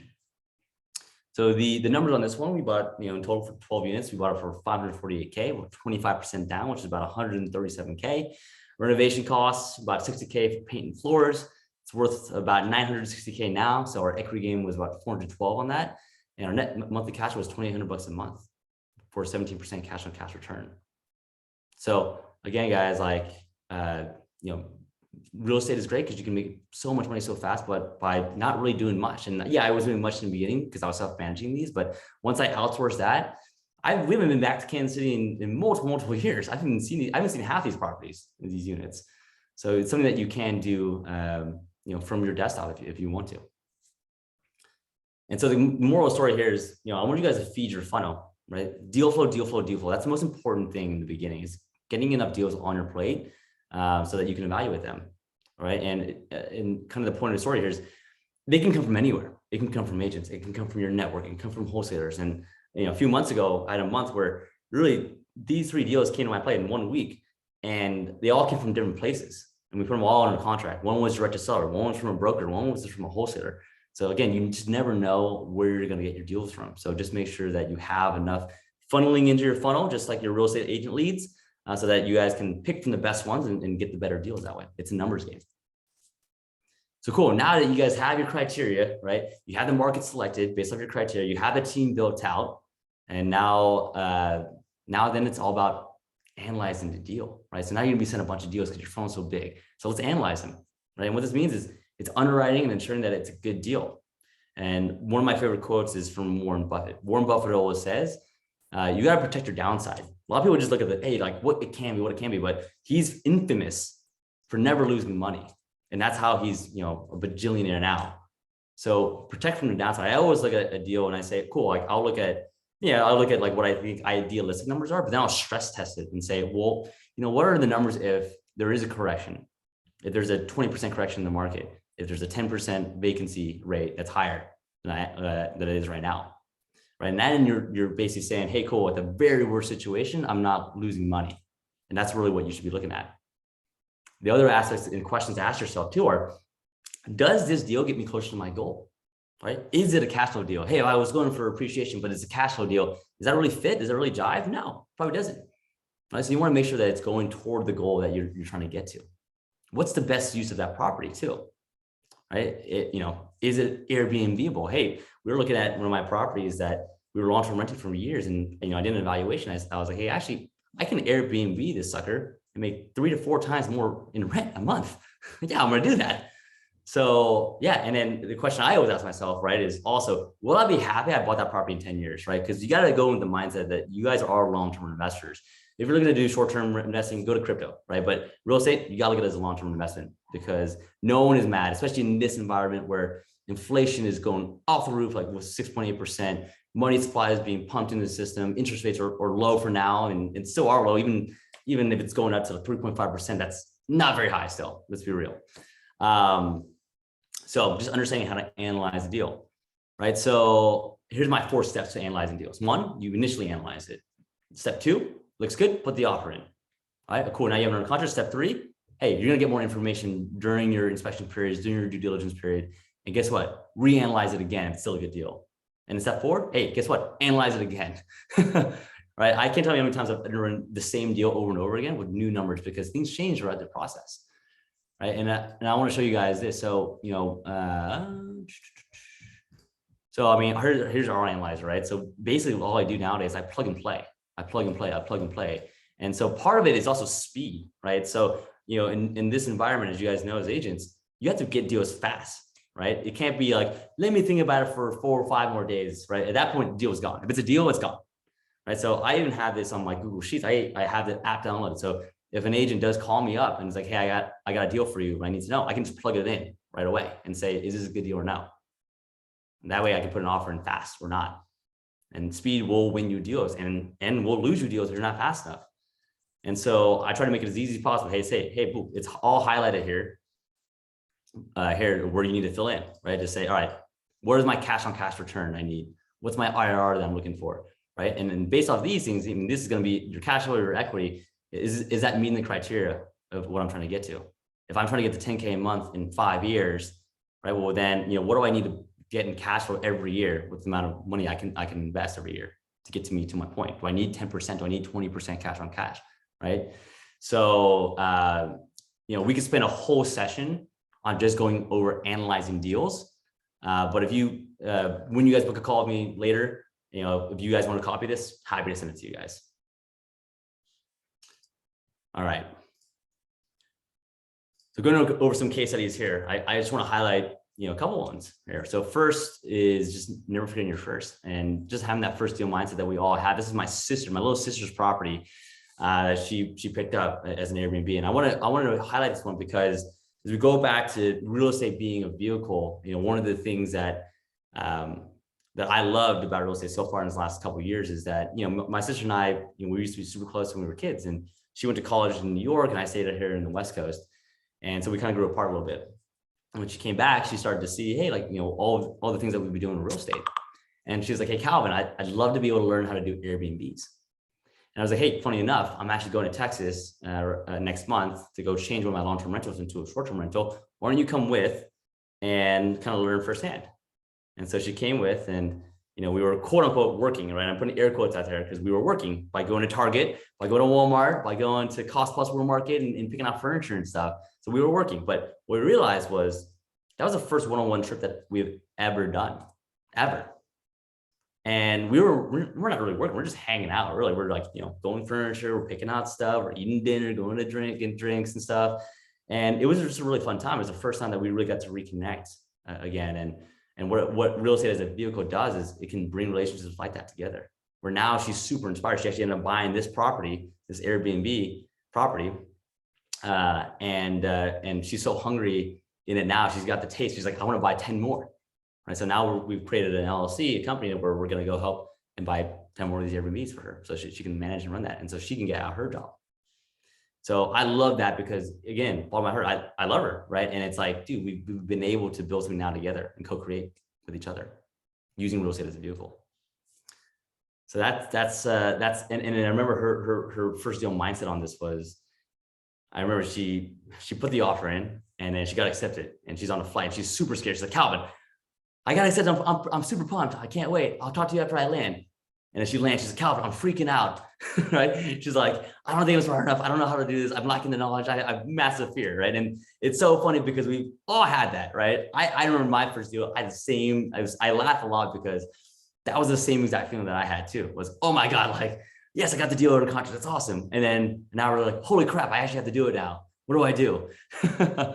And so she had the same things. And, what a lot of it was coming out was fear, right? And I think we all have fear. It's a normal body emotion that we all have where, as we look at it, it's really just a defense mechanism that we all have. It's a defense mechanism that our body gave us, ever since we were all cavemen and cavewomen when there were freaking saber-tooth tigers trying to eat us. Right? Our fear will kick in and say, yo, watch out, Christina, don't get eaten by that saber-tooth tiger. Right? And your fight or flight comes in. But nowadays, there's no saber-tooth tigers, at least in California, maybe in Utah still. But really the fear that we all have is the fear of financial ruin. What if I buy this property and I lose all my money and they sue me and I lose everything? I don't have a roof over my head. I can't feed my kids. That's the fear I felt, at least. And so what I always tell myself are three things, right? One is, do I have the right community around me, the right people around me to inspire me and show me that, hey, a normal person just like me can do this and has done it, right? And keep me accountable for that. Number two is, do I have the right knowledge, right? To give me the empowerment, to give me the confidence to say, I'm doing everything right. Right? I'm doing my analyzing my deals and stuff. And I've stress tested this enough to say, even if the market takes a 10% correction, I'm good. I'm not losing money. Great. And three is, do I have the right mentors to catch me if I fall? Right? We all don't know every answer, right? So having someone else look at stuff too, to say, all right, am I missing something here? Right? Gives you the confidence to say, why not? Like, why, if I don't do this, and the fear that I've changed now, it's not the fear of doing deals. The fear I have now is I fear that I'm on my deathbed and I never took action. That scares the crap out of me. I can't, like, if I'm on my deathbed and said, man, I regret I just regret never doing it. That scares me more than actually doing it and failing. So we all have that, guys. And so here's another highlight that I love showing, because this is one of our students. For him, he's analyzing deals in general. He did this all the time. He would analyze 3 to 5 deals a week, 3 to 5 deals a week, 3 to 5 deals a week, right? Just to get that muscle going. And he got this deal from a property manager. Property manager called him and was like, hey, yo, I got this deal for you, but I need to know in the next hour if you can do this deal or not, or else I have to go to the next investor, because this guy needs to sell today. And so he's like, don't worry, give me 15 minutes, right? Plug the deal analyzer in, did the numbers, said, hey, I can do this. Bought the deal, right? Within that day, bought it for $80,000. His renovation costs were $10,000, paint and floors. So he's $90K all in. Appraised the value after he did the paint and floors, $130K. He gained $50K of equity in 1 month. He refinanced it at 80% of the appraised value, right? So he got $104K back, paying back his $90K, making a $10K profit in the interim as well. And he cash flows $200, still owns the property, and his cash on cash returns infinite, because now he has his original capital back and he owns the property still. And guess what? This took him 1 month. Just 1 month. It's crazy. And now he's on his third one. So he's crushing right now. He's going over and over and over and over again now. And he has the systems dialed. So, but I want to point out, he got this deal because he was fast to act and he knew that this was a good deal. So fast, being able to go fast is huge right now. And understanding how to analyze your deal and be confident in your numbers. And for him, he was, and he got it done. Okay, cool. Anything to add there, Jennie or Shoni? Yeah, one thing I'll say, this is actually just popped in my head. You brought David Green in for a conversation for a mastermind that we had. And one of the things that was unique that he said is, somebody asked him, Dave, like, this market is on fire. It's crazy right now. How do we find deals? And he responded, he's like, you don't find deals in this market, you create deals. And so I think it's about being very aware of how can you create the opportunities that most people don't see. And also, with this, it's like speed does kill. And so, one of the big principles in the MREI, the Millionaire Real Estate Investor book, is that you want to be able to lock up a deal, have control of it, and then be able to analyze and figure out if it makes sense. And so I think, some of those principles are super important to be aware of, but the burst strategy is something that can help you to radically build that wealth. Yeah, awesome. I love that, man. And that really segues me away to our next step here. I promise I didn't pay him to say that. So the next step is then negotiate, because all these markets are so hot right now. You do have to negotiate and create your own deal, right? Like David Green said to us as well. And so just being able to even understand what's in your tool belt, what kind of creative financing strategies do you have to be able to pull out whenever you need to, right? In every situation, every deal is different, but a lot of people think that, oh, it's where I buy the deal is where I make the money. Yeah, sure. It's half right. But the other half is how you structure the deal is also how you can make a lot of money and how you can make a good deal great. We just bought a $2 million apartment complex. Guess how much money I'm putting down on that? I'm putting $0 down in that deal. Right. And we're going to be able to burn that one in a little bit, but it's because we know like the different tools that we pulled out on that one. That took 4 months of negotiation, sure, but I knew exactly what levers we could pull: seller financing, commercial bridge loan, private money, right? That no money was actually put in our own. And we're going to own that property here in 12 months, free and clear. So negotiating that, right? Negotiating, and what that could also mean is just understanding why the seller is selling. You guys probably know that as agents, death, divorce, job relocation, upgrading, downsizing, family. Like, what levers can I pull to make this deal work? So not only on creative financing, but also just understanding and negotiating based on what you know. So, I mean, leverage, right? Always find out why they are selling. Right, so we have a deal closing next month, like 31 unit in Tennessee, and she's selling. So actually, I love the story because they had asked for 2.4 million on it. I offered them 2.2 million on it back in like September, and they said no right away. Right? Nope, pound sand. And I was like, all right, fine, next deal. And in November, they called me up and they're like, hey, can you close this year? And I was like, I can, at the right price. Why? And they're like, well, you know, she's 92 years old. She needs to sell this year. It was also when like Biden was talking about increasing cap gains like 5%, right? So her swing on that would be like $150,000. So she's like, all right, I'll sell it this year. I won't take that hit. I'll be able to save $150,000. So I was like, yeah, cool. I can do it for 2.1. That's my new number. That's all I'm going to. And they're like, okay, done. Right. And so knowing that she needed to do this before the end of the year gave me the leverage to say, cool, I'm not giving you 2.4, but I'll give you 2.1. Right. And it's funny because you know, that Biden thing didn't go through actually. So it actually didn't even matter. I didn't even close on it yet. So it's kind of funny. But anyways, so knew exactly why she wanted to sell fast and was able to leverage that to get, you know, the price down by 300K. Some tips and tricks I've always found too is never give the number first, right? So always have them give it, like, what would you sell it for? And also don't be afraid to walk away from the deal, right? Don't get emotionally attached. You're not going to live here. It's an investment. So don't be afraid to walk away from the deal. You'll always be able to find another one. Don't worry about that. And so another case study here is, you know, one of our first birds here is, yeah, I had a long time relationship with an agent out here, and she called me up and said, hey, I have this pocket listing. Actually, it's off market right now. A friend of mine basically just got this listing, and you know, are you down to buy this? And they had listed this for 110K. And I do the math. I'm actually at my sister's, like, I think it was her engagement party or something like that. And I'm like on my phone, like on the side, just real quick, like just plugging numbers in. And I'm like, all right, I can do 90K. And so I found out, I was like, all right, well, you know, why are they selling? Well, it's an older gentleman, ex-vet, and he just, you know, he wants to move out into the country and he needs his money to buy a new house. So got under contract for 90K.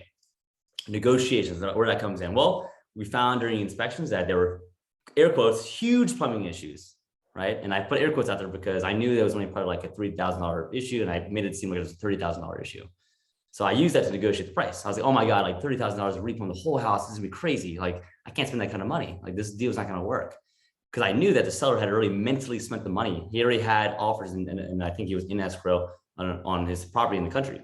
So he knew he needed this house to close for him to be able to move out there.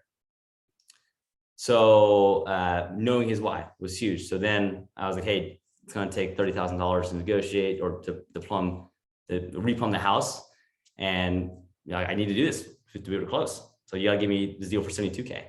So that's what they said. They're like, cool, well, fine, we'll do it for 72K. And then during the rehab, oh man, this is not all rainbows and butterflies for sure. The first contractor here went missing.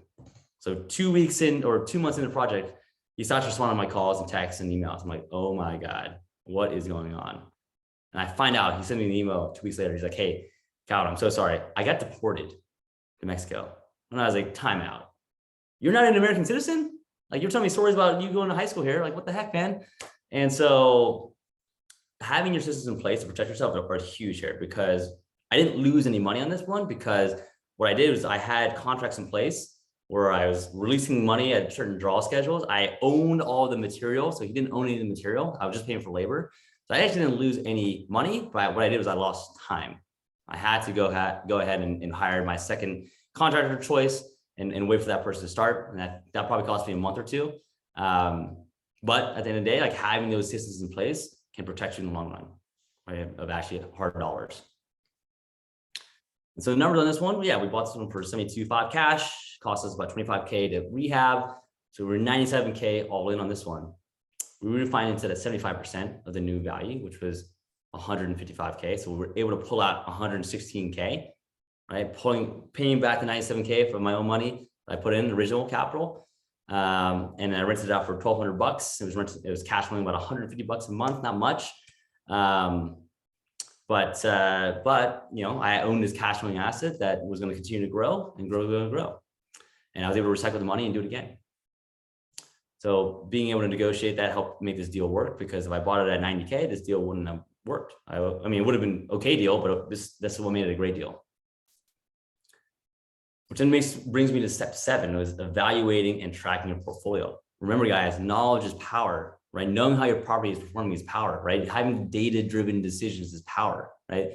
I think a lot of people get stuck in this trap of, oh yeah, I just want to go buy my first property. And they buy their first property. Like, oh my God, I'm a real estate investor now. Awesome. But they forget that you also have to manage your portfolio, just like you manage your business. You guys are all real estate agents, I think, for the most part. I'm sure you guys look at your numbers every month and say, all right, well, how do we do? What was our P&Ls? Was I spending too much on marketing or not? And same thing here. It's like, look at your P&Ls, make sure that you understand like what you're spending your money on and what you're not. And if you're actually performing the way you're underwriting it to be, what's my return on equity, right? Because as your properties grow in value, your cash on cash return might go down because there might be a better use of that equity somewhere else. So just knowing what those numbers are so important. Right? So tracking it, profit and loss, tracking reports, looking at your bank statements, are they even depositing money? I can't tell you how many times that I've heard horror stories about people, property managers stealing money from people because they can, because no one looks at reports. Look at your reports, right? Hire a bookkeeper, whatever it is. Look at your return on equity, right? Which is just your cash flow divided by the equity versus the cash flow divided by your down payment and the money you have in the deal. But the difference of being able to use your money more aggressively and being able to scale faster. And so, I mean, example of that same property I was just telling you guys about of the bird that we just did there. Yeah, cash for $150. And one thing that I hated was that, man, I did all that work and it's only cash me $150. It sucks. So my annual cash is about $1,800, which is not very much, right? It's not something that you can retire on by any means. Right? What I did find out was that my current value was about 180K at the time. And I had 64K of equity that I could use. So my return on equity was terrible, it was 2.9%. That's not very good because I had a lot of equity still stuck in the property. So evaluating that with the numbers, I found out if I refinance it at the new value of 180K and I pull out 20K and I reinvested it back in the property in terms of furniture, in terms of landscaping, in terms of bathroom and cosmetics, then how much more can I get on Airbnb?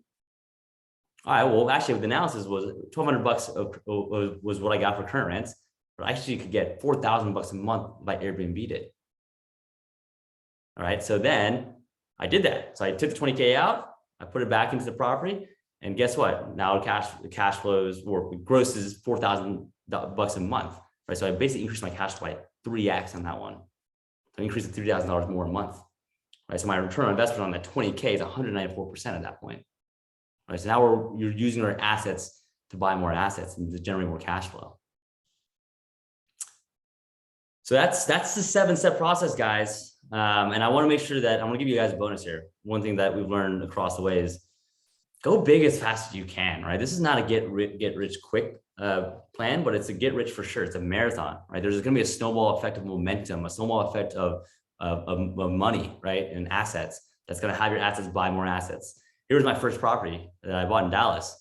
At the time, it was cash from about $100 a month. But when I sold it, I had 95K of equity in it. And so I 1031 exchanged it into an apartment complex. Now, apartment complex now generates $3,700 a month of cash flow. And we just got an offer on it yesterday. I bought this about a year ago that was for 1.77. And I was at 640K growth of equity in 1 year, right? 1 year. All right. And all that original capital was from this property I bought 5-6 years ago for like 40 grand down or 30 grand down. Bought this, right? So that 30 grand down made over 640K of equity over these years. So that's the power of going big faster as well. But also planting seeds to get there too. So guys, I want to end up with just imagine what's possible, guys, for you guys. Just imagine, reaching your mailbox and picking up whatever check amount that is to get you to your financial freedom number so that you can spend the time with who you want, doing what you want, whenever you want. And one of my favorite pictures here is this is Jennie actually talking to Tony Robbins. We were at his business mastery event. It was virtual because of COVID. So it was actually our living room, but Jennie got picked to talk to Tony. And one of the things that he says is, in moments of decision, destiny is shaped. The worst thing that you can do after a session like this is do nothing, right? And honestly, that hurts me too, because I know I'm pouring out 120% to you guys, and I want you guys to go out and actually go take action. You guys already invested the time today, right? So ensure that you do that one thing and just gain momentum. Do that one thing that's going to get you to that next step, right? It doesn't have to be getting 10K a month tomorrow, but hey, maybe it's let me go out and think about what my why is. Let me go out and have a call with Calvin, right, to understand what my goals are, right? So make sure the only thing that I ask from this session today, guys, is don't take inaction, take action. Right, go do something. And so what's next for you guys is, I know I promised at the beginning that I'd take a minute to share what we can do to support.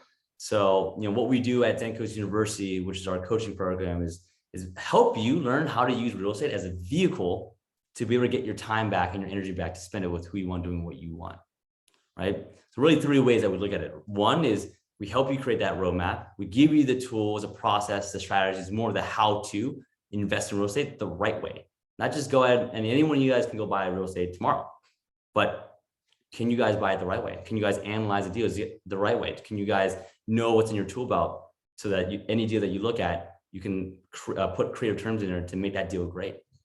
That's number one. Number two is we're going to surround you guys with like-minded people to keep you accountable, right? And to grow your network, because you never know, again, who's going to be that person that's going to be across the table that says, hey, I'm going to wire you 140K and save your butt. Or three is going to help you build that mindset. Right? This is the most important piece of real estate. So we want you guys to feel empowered, to have the confidence and not have that fear or limiting belief that I can't do this, so that you guys can go out and take massive action. So that if your kid asks you in the morning, if you can drive them to school, you don't have to say I have to work. You can say, hey, absolutely, hit shotgun, right? So yeah, we keep our community pretty small. So I think we only let in a handful of people every quarter. But if this sounds like something that may be a fit for you guys, we're happy to take a call with you guys to see if there's a mutual fit, right? So I have a QR code here, which gives you to an application to book a call with me. Audrey, if you can put the link in the chat as well, or you can just visit our website at zencoastuniversity.com. That's a great way to get in contact with us. But I'll leave you guys with that, guys. Make sure that we don't leave this call, we're not doing anything. Take some kind of action, whether how small or how big it is. So I'll leave that with any questions. I'd love to take any takeaways or questions from anyone.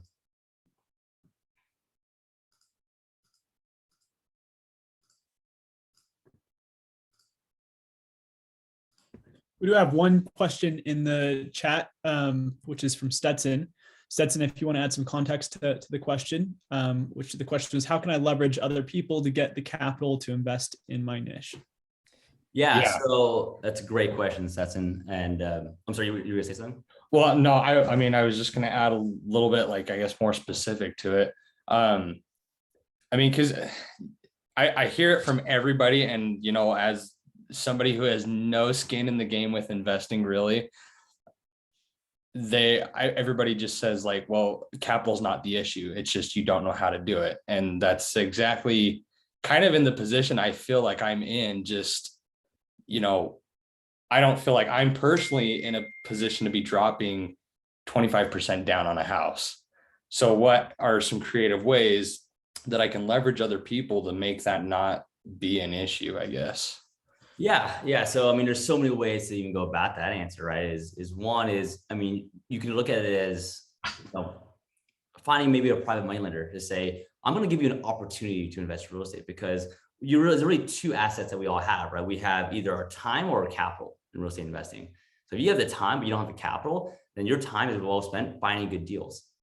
But guess what? Someone that may not have the time, but has capital, they don't have the time to find the good deals. So guess what? That's a partnership made in heaven right there, where you can now position yourself as saying, hey, I am an expert in real estate. I know what I'm talking about. I know what I'm doing here. Like, you should try to invest some money in me. I got so many people reaching out to me nowadays that are like, hey, Calvin, I don't want to learn how to do real estate, but I want to give you money to go invest my money in real estate. So that's kind of what you got to do, is position yourself as saying, hey, I'll invest your money. I'll give a return, but I'm getting a cut for the time I'm spending on it as well. Right. So, I mean, I would position it like that, as this is an opportunity for you as well to get a return using real estate. So that's one way to do it. And again, we can probably talk about it for an hour and a half about other ways you can do it, but just for time, I want to make sure that we get to everyone's questions. Appreciate it. Thank you. Absolutely. All right. Who else?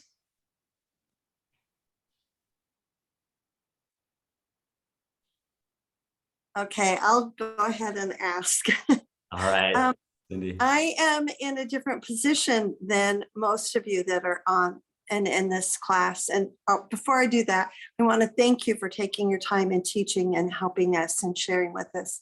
But I am a 66-year-old widow, and my husband didn't leave me in a good financial position. I have had my license for 4 years. I have done real estate full-time for 2 years. I started full-time at the onset of COVID. And so I know I can't work as hard as I'm working right now forever. And I believe in what you're saying, but I just don't have tons and tons of money or time because of my age and my circumstances. And so I need to do this smart, and I need to do it quickly. Yeah. So how do I go about it? Okay, there's the question there.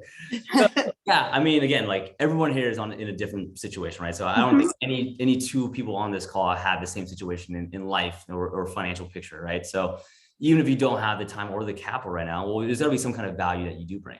Hey, you've been in real estate for 4 years. You have to have some kind of network maybe that you can connect people with, or maybe you can build some kind of capital doing something where, hey, I connect people and that's my value. I got friends right now that literally they don't do anything except for connect people, and they get a cut of deals because they're connecting people. Hey, that person has money, that person has deals. Let me connect you to, and now I'm gonna take a cut of that too.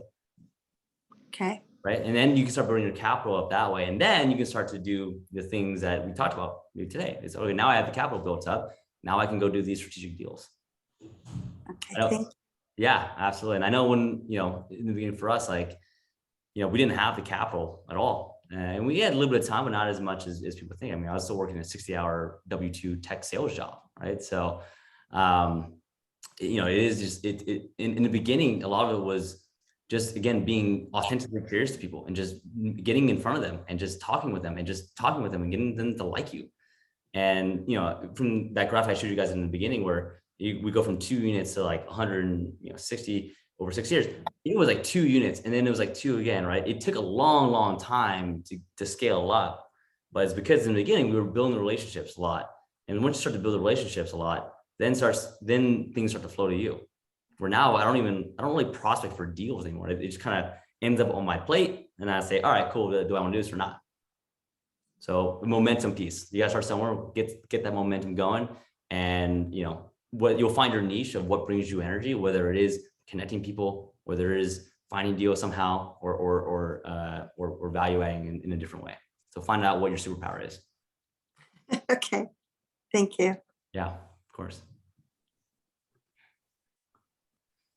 Okay, Riley, I got your question here, man. Okay, so for your first couple of deals, were you only focused on a great deal? For example, something 20K under value, et cetera, or were you more focused on just acquiring doors that still made sense numbers wise, just not wholesale type pricing, but gave you experience? I love that question. So everyone thinks that their first deal has to be a home run. Completely false, right? You just gotta get in the game. Like my first deal was like a C, right? And I just did it just to get and learn and figure out how to do it. And that deal, even though it was a C, I ended up making a lot of money. I mean, just like Shoni too, like he bought those deals in Birmingham, but guess what? He still made money on them, right? So just get in the game, learn the process. Your systems will get better and better. You start to gain more confidence. And then the deals will get better and better. I actually don't like it when people have the best deal of all time in their first deal, because then they're spoiled. They'll never buy another deal again because they'll say, hey, that wasn't ever as good as my first deal. Well, you got lucky in the first one, right? So, in my opinion, hit those singles and doubles all day long. If you can hit singles and doubles consistently for your whole life, then you're going to be fine. It's when people try to hit the home runs where they strike out, and that's when they lose their shirts too. Right? Singles and doubles work very, very well. I have a question. So my position right now, I'm buying a primary. My parents are able to co-sign with us just because I don't have 2 years in real estate, and we just don't qualify. It's 1099. Do you recommend teaming up with other investors on properties? Let's say on an Airbnb, so they're on the loan, and then I could put up the money or the down payment. I just, I've been trying to do anything I can to get into as many investments as I can. So Yeah, I love it, Travis. Now we're talking, man. I love it. It's exactly what you should be doing, man, is finding partnerships that work, right? So, we just did a deal right now in the Smoky Mountains in Tennessee, where it's an Airbnb. My debt to income is pretty shot, but I brought in a credit partner who is basically signing on the loan, and he's getting credit on it too. But guess what? 50% of something is better than 100% of nothing, right? So what that does is two good things for you. One is gives you the experience right away, but two, it also gets you in a deal, right? And you're gonna make some money off of it too. So I 100% think that, yeah, if you can find partners that align with the goals that you have for your properties, 100% go for it, because that's how you're going to scale fast. Most of the deals we do nowadays are partnership deals. How do you structure like the actual partnership? My question would be like, how do you identify upfront what you're willing to give? Because like in my position, I'm similar to a lot of these guys where I just am finally to the point where I can start acquiring rentals because of the 2-year history. Yeah. But I'm also in a position where I don't have 50, 60, 70K 3-4 times this year to buy properties, but I do want to purchase at least two to three. Yeah. Just figuring out how to identify that, because I've got one in mind, like right now, that's like, the whole time you've been talking, I've been thinking about it, but I'm like, how could I partner with somebody and not burn myself long term? Yeah. I love it. So, okay. So 2 things I heard there. So Riley, one, first off is, I assume as agents, you guys need a 2-year history, right? Because you're 1099s. Is that a fair assumption? Okay. So scrap that out of the door, right? That's traditional thinking. There are lenders out there that will actually lend to you guys without your 2-year history, right? They actually don't look at debt to income at all. They don't look at income at all. What they look at is the deal itself. There's this deal support stuff. They call them DSCR loans, right? So it stands for debt service coverage ratio loans. And what that means is if the rent for 1 year equates to the debt for 1 year, then the debt service coverage ratio is 1, right? So most banks want that 1.25. So they want a little bit more, on the table than just the mortgage. So what they'll do there is they won't even look at your freaking income. I was doing the DCR one a couple months ago, and I've been trained so much, like, oh, send in all my information. Here's my income. Here's my last 2 years of tax statements. They're like, dude, you didn't have to tell us, man. You gave us too much stuff. Like, all we need to know is the property. That's all we need to know. And I was like, oh, okay, cool, man. Well, thanks. And so I don't want that to be a limiting factor for you, right? I can't buy deals because of 2-year history. It isn't. Right now, the rates will be a little bit higher, sure, maybe 1% higher, but guess what? Now you're going to do a deal faster. If you could do that same deal last year than it is now, then you just made 20% appreciation, especially in Utah, right? So, that's your first part. The second part is how you would structure a deal like that. So I always look at what are you bringing value to, right? So every deal that we've done, it's a different structure. So are you bringing capital in? Okay, that's value. All right, did you find the deal? Okay, that's value. Are you the one running the operations of it? Okay, that's value. Are you signing a personal guarantee on it? Okay, that's value, right? So you kind of go in and negotiate per deal, like what is fair for everyone, right? So I just signed a personal guarantee on another deal, and I'm like, all right, well, I'm gonna take an extra percent point for that because guess what? I'm on the hook. I'm taking more risk than you guys are, so I need to be compensated for that. I also found the deal. Hey, I should get another 10% because I found the deal. Right, 20%. I saved our butts on this deal. I negotiated it, right? So I should get another 10%.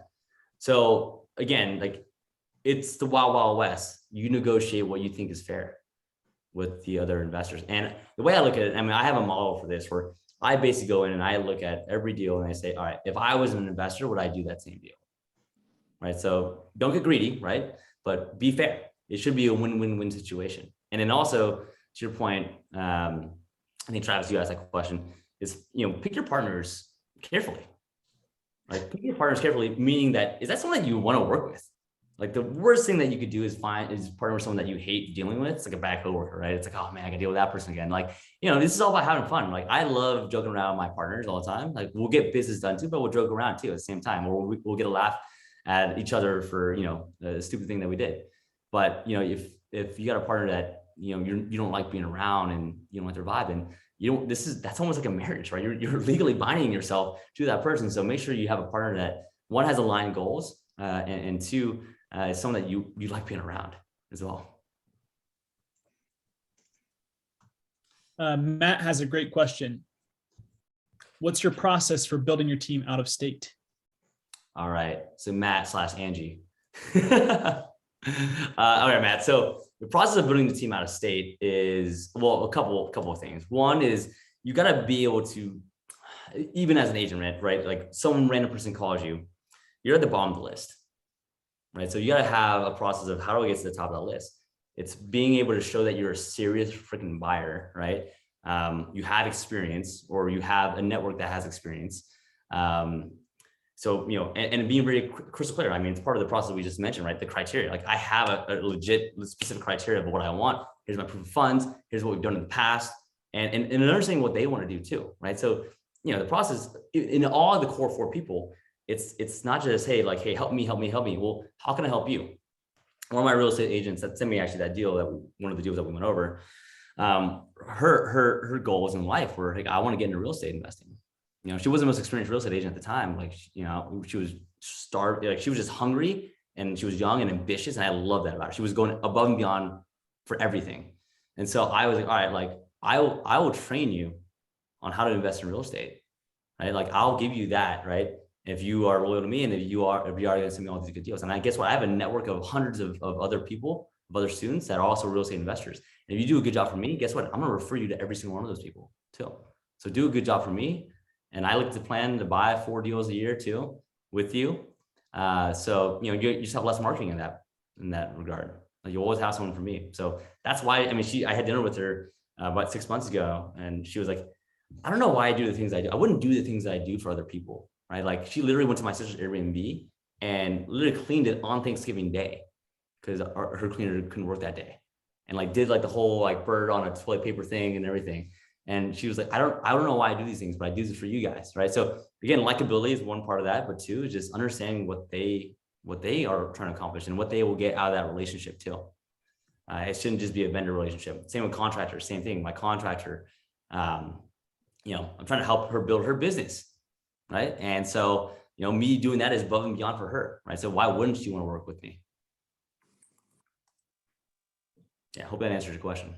Hey, one thing, I'll throw in some strategy for that as well, because that's something I had to learn. I definitely learned my lesson first time around. So some things that are super valuable. Number 1, I would look at finding the top KW agents wherever you're looking at and calling those agents. So find the top Keller Williams agents. We know that they have aligned values. Give them a call and say, who is your go-to? So those agents that are doing 200, 300 transactions a year, they have a team that is just crushing it. They have a preferred property management company. They have a preferred real estate lawyer in that area. Like they already have those great connections. And then the second piece is leveraging other communities. So I would go to Facebook and type in, like, for example, Birmingham real estate investors. And there's groups on there where you can drop in that chat, hey, who's the property management company that you guys suggest? And the thing that you want to look for is when multiple people tag the same person. Okay, so I wouldn't just go off of one reference, but if you see, I've done this before, and there's somebody who put the person was tagged 7 different times by different people. I knew that was the person who needed to contact. And so leverage communities and leverage agents in those cities that you're investing in. Yeah, that's great piece of advice right there. That's a great way to find good people, especially in a market that you don't know. I have a question. Yeah. I kind of like to know your exit strategy, so to speak. Like you've talked a lot about how to get in. I'm just curious, but do you have like a a financial threshold? How much you put into these buildings? You know, when do you start paying them down? When do you want them full out? I'm kind of curious about some of that. Yeah, that's a great question. So, I mean, then the answer is it's actually kind of complicated. I would say that actually we always have multiple exit strategies, right? So kind of back to when we were talking about analyzing deals, I always think it's important to have actually multiple exit strategies, right? Because anything can happen. So right now we're doing a deal, the 36 unit, where our original game plan was we're going to hold this for 10 years. But we got an offer yesterday that would net us and our investors $1.6 million. And so we have to consider that, right? So my exit strategy again is maybe different now. Of like, all right, well, you know what? Like, you know, our game plan was that, but now new circumstances come into play to say, hey, actually, this is the new game plan now on this because of what's happening. So, I mean, I always try to go in, and in my personal strategy, at least Wendy, most deals is I'm a bird investor, right? I want to go in, I want to get my money out as fast as possible so I can recycle that money over and over again, right? That's how you can scale. And eventually I'll get to a point where I got all this stuff and I probably would sell and 1031 exchange it into more passive investments, if you will, because there's no such thing as totally passive. You're going to be doing some stuff. You got to manage your property somehow, right? By being an asset manager. So my exit strategy eventually is to build up enough equity, right? To go 1031 exchange that into a triple net lease, for example, for a McDonald's or a, Walgreens that is a high credit tenant and will pay 7% cap rate. So I don't know I hope that helps. Does that help give you some clarity on? Yeah, I think it does, because I think it's more mindset. Like I'm always thinking, how do I pay these things off? Or then that's a safety net for me if the market goes bad, blah, blah, blah. But it looks like you just kind of are on a growth pattern. So sometimes it's always going to be cash flow for you, but you also look at how it's going to appreciate and then rolling it into buying more properties, basically.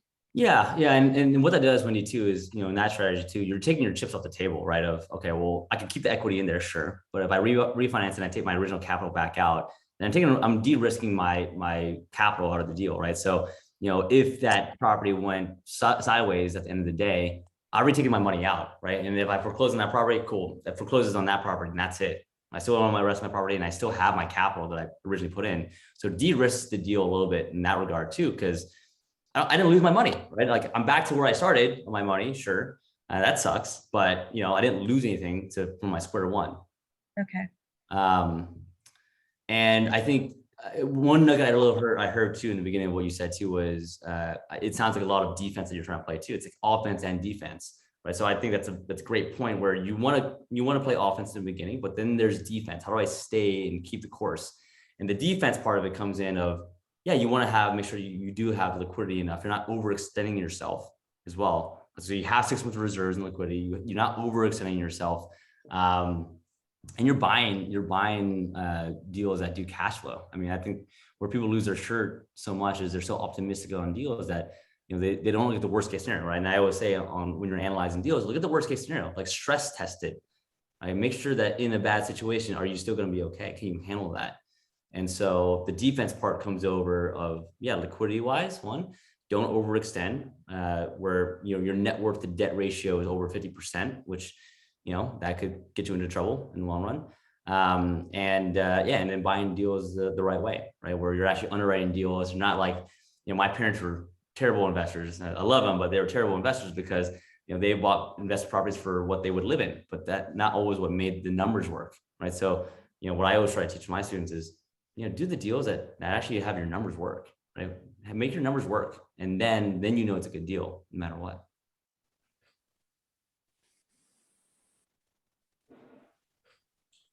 Cool. Thanks, Wendy. Okay, thank you.